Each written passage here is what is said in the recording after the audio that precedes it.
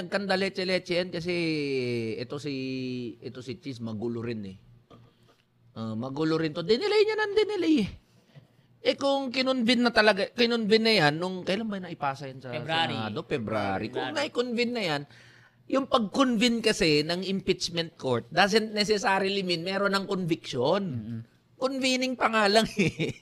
Magta-trial pa nga lang eh. Pero itong si Chis Escudero, galing, ano pala, gymnast pala yan si Chis. Magaling siya.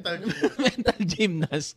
Hindi niya alam yung ano. Sabi niya, hindi daw agad-agad pag sinabing forthwith. Big daw, big. Dapat daw ang ginamit na salita, immediately. Nga eh. Sinerch ko rin yan. Synonymous lang. Sinerch ko, what does forthwith mean? Baka ako yung may, Ako rin baka ako yung may pagkukulang. Ginagaslight tayo. Kaya ang gulo-gulo nila, kung kinonvene nila yan, di wala sa gulo ngayon. Hindi aabot sa ganitong gulo. Convening doesn't necessarily mean conviction. Trial pa nga lang eh. Kung kinonvene na nila yan, di walang problema na ganito. Politikang ina mo.